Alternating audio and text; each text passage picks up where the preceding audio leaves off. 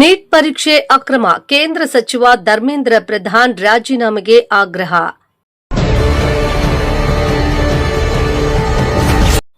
Neat ಪರೀಕ್ಷಾ ಪ್ರಶ್ನೆ ಪತ್ರಿಕೆ ಸೋರಿಕೆ ಪ್ರಕರಣಕ್ಕೆ ಸಂಬಂಧಿಸಿದಂತೆ ಕರ್ನಾಟಕ ದಲಿತ ಸಂಘರ್ಷ ಸಮಿತಿ ಮಾಲೂರು ತಾಲೂಕು ಶಾಖೆಯ ಸಂಚಾಲಕ ಎಸ್ಎಂ ವೆಂಕಟೇಶ್ ಮತ್ತು ಪದಾಧಿಕಾರಿಗಳು ರಾಷ್ಟ್ರಪತಿ ದ್ರೌಪದಿ ಮುರ್ಮು ಅವರಿಗೆ ಮನವಿ ಸಲ್ಲಿಸಿದರು.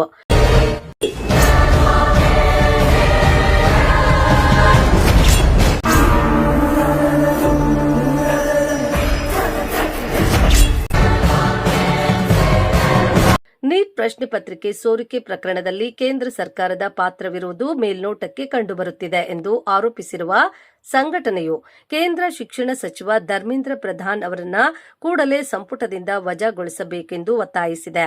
ವಿದ್ಯಾರ್ಥಿಗಳ ಆತ್ಮಹತ್ಯೆ, ಪ್ರಶ್ನೆ ಪತ್ರಿಕೆ ಸೋರಿಕೆಯಿಂದಾಗಿ ದೇಶಾದ್ಯಂತ 20 ವಿದ್ಯಾರ್ಥಿಗಳು ಆತ್ಮಹತ್ಯೆ ಮಾಡಿಕೊಂಡಿದ್ದು, ಕೇಂದ್ರ ಸರ್ಕಾರ ಮೌನ ವಹಿಸಿರುವುದು ಖಂಡನೀಯ ಎಂದು ಸಂಘಟನೆ ಆಕ್ರೋಶ ವ್ಯಕ್ತಪಡಿಸಿದೆ. ನ್ಯಾಯಾಂಗ ತನಿಖೆಗೆ ಒತ್ತಾಯ.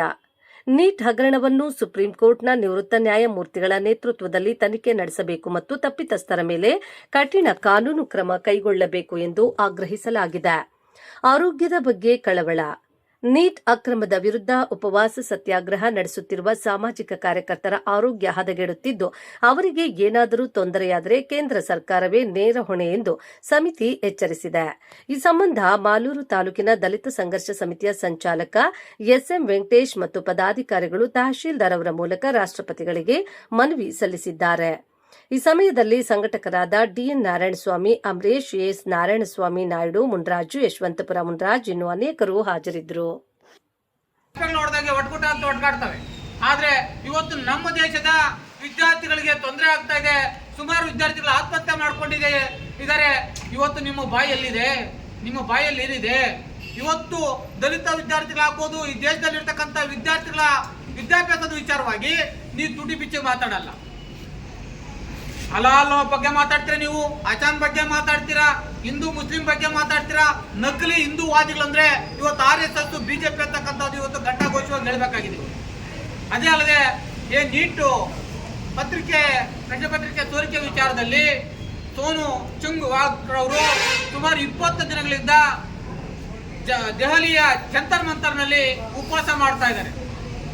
ಆದ್ರೆ ಇದುವರೆಗೂ ಸಹ ಕೇಂದ್ರ ಸರ್ಕಾರದ ಯಾವುದೇ ಪ್ರಧಾನ ಮಂತ್ರಿ ಆಗ್ಬೋದು ಅಥವಾ ಯಾವೊಬ್ಬ ಸಚಿವರಾಗ್ಬೋದು ಆ ಸ್ಥಳಕ್ಕೆ ಹೋಗಿ ಅವರ ಆರೋಗ್ಯವನ್ನು ವಿಚಾರಣೆ ಮಾಡದೇ ಇರ್ತಕ್ಕಂಥದ್ದು, ಈ ದೇಶದಲ್ಲಿ ಮನುವಾದ ಅಂತಕ್ಕಂಥದ್ದು, ನಕಲಿ ಹಿಂದೂವಾದ ಅಂತಕ್ಕಂಥದ್ದು ಎಷ್ಟು ದೊಡ್ಡ ಮಟ್ಟದಲ್ಲಿ ಇದೆ ಅಂತಕ್ಕಂಥದ್ದು ನಾವು ಇವತ್ತು ಯೋಚನೆ ಮಾಡಬೇಕಾಗಿದೆ. ಈ ದೇಶದಲ್ಲಿ ಸ್ವಾತಂತ್ರ್ಯಕ್ಕಾಗಿ ಉಪವಾಸ ಸತ್ಯಾಗ್ರಹ ಮಾಡಿದಂತಹ ಮಹಾತ್ಮ ಗಾಂಧಿಯವರ ಒಂದು ಏನು ಕನಸಿದೆ, ಆ ಒಂದು ಹೋರಾಟದ ಚಿಂತನೆಯಲ್ಲಿ ಇವತ್ತು ಸೋನು ಚುಂಗ್ ವಾಕ್ ಅವರು ಇವತ್ತು ಉಪವಾಸ ಕೂತಿದ್ದಾರೆ. ಅದೇ ಅಲ್ಲದೆ ಏನಿವತ್ತು ಧರ್ಮೇಂದ್ರ ಪ್ರಧಾನ್ ಅವರು ರಾಜೀನಾಮೆ ಕೊಡಬೇಕಾಗಿತ್ತು. ಅವ್ರಿಗೆ ನೈತಿಕತೆ ಇಲ್ಲ. ಈ ದೇಶದ ನಾವು ದೇಶಭಕ್ತಿ ಅಂತಾರೆ.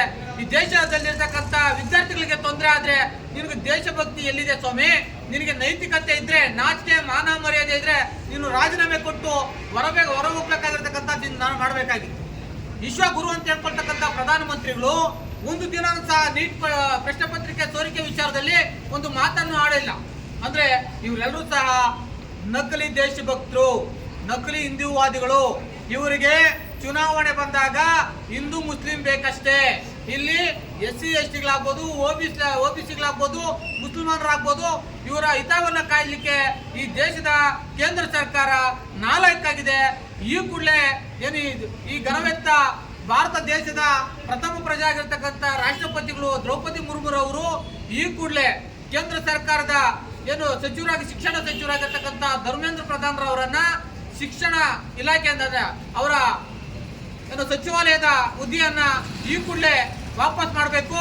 ಮತ್ತೆ ಏನು ಸುಪ್ರೀಂ ಕೋರ್ಟ್ನ ನಿವೃತ್ತ ಮುಖ್ಯ ನ್ಯಾಯವಾದಿಗಳ ಒಂದು ಸಮಿತಿಯನ್ನ ನೇಮಕ ಮಾಡಿ ಇವತ್ತು ಪ್ರಶ್ನೆ ಪತ್ರಿಕೆ ಸೋರಿಕೆ ಆಗಿದೆ, ಈ ವಿಚಾರವಾಗಿ ಉತ್ತಮವಾಗಿರ್ತಕ್ಕಂಥ ತನಿಖೆ ಮಾಡಬೇಕು ಅಂತೇಳಿ ಕರ್ನಾಟಕದ ಸಂಘರ್ಷ ಸಮಿತಿ ಒತ್ತಾಯಿಸುತ್ತದೆ.